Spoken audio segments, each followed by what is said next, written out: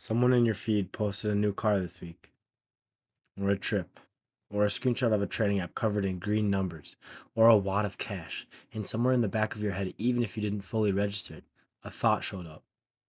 How is everyone doing better than me? I want to spend the next few minutes completely dismantling that thought, not by telling you to be grateful, not by telling you to log off, but by showing you exactly why that thought, mathematically, psychologically, is almost always wrong. Let's start with something obvious once you hear it, but that most people never actually sit with. Nobody posts their bank account on a normal Tuesday. Nobody posts the month that they made nothing. Nobody posts the trade that wiped out 3 months of savings. Nobody posts the week they applied to 40 jobs and heard back from zero. What gets posted is the win, the green day, the one good month out of 12. So when you're scrolling and you see 10 people post about money or success, you're probably not looking at 10 successful people. You might be looking at one or two people who got lucky once, posted it, and then went quiet for the next 4 months while they lost it all. You just never saw that part because losses don't get filmed. This has a name. It's called survivorship bias. And it's not some abstract textbook concept. It's the entire business model of how this content spreads. A video of someone turning 200 into $5,000 gets shared everywhere. A video of someone losing $200, which happens way, way more often, gets made by nobody. Because who wants to post that? Think about what that means. The feed you're scrolling on is not a representative sample of what's actually happening to people your age. It's a greatest hits compilation of rare outcomes stitched together to look like a normal outcome. Here's where it gets worse. Because this content is so constant, it starts to feel like the baseline.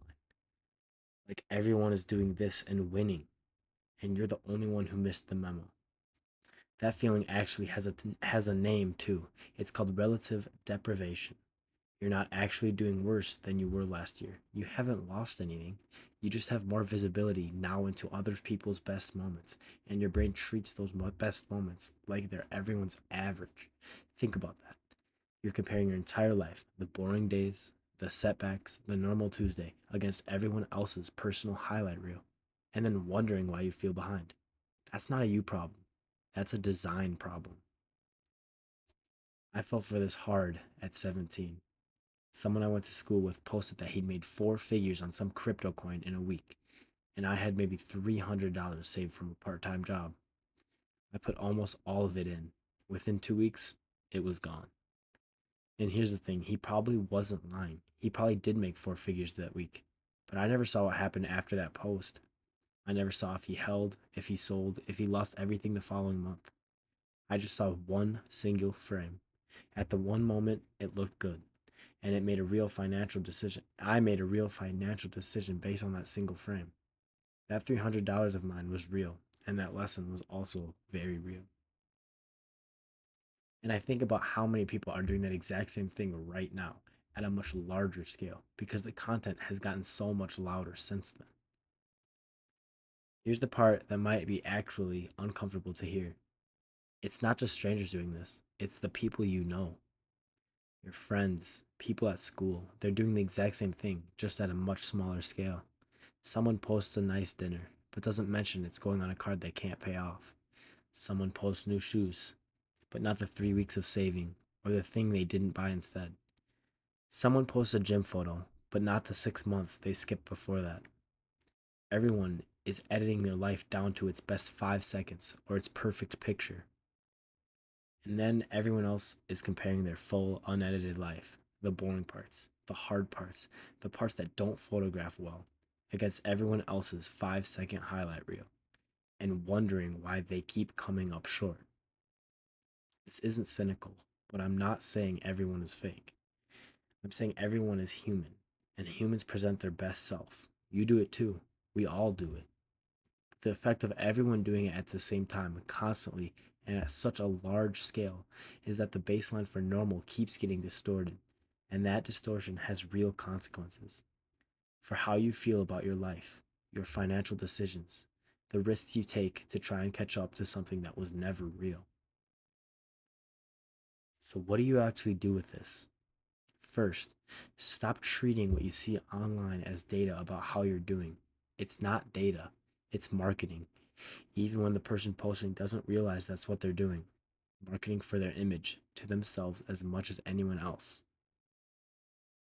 Second, the next time you feel behind because of something you saw, ask yourself this question: would I still feel behind if I'd never seen that post? Usually, the honest answer is no. You would have felt fine an hour ago. That post didn't give you a new information about your own life, it gave you a new thing to measure your own life against. That measurement is not real, and you can just not take it. Third, and this is the one I actually think about the most, the people who are genuinely doing well financially at your age are almost never the ones posting about it. The ones quietly saving, working extra hours at night, building a skill that's not content. It's not exciting, it doesn't get views or shares, so you never see it, which means the people you'd actually want to learn from are the most invisible to you on social media. The loudest voices are usually the ones with least to show, because if they actually had it, the stability, the security, the real genuine wealth, they wouldn't need you to see it. You're not behind. You're being shown a very specific, unrepresentative slice of everyone else's life, and your brain is treating it like the whole picture. The whole picture looks a lot more like your life than you think. If this hit home from you, share it with someone who needs to hear it.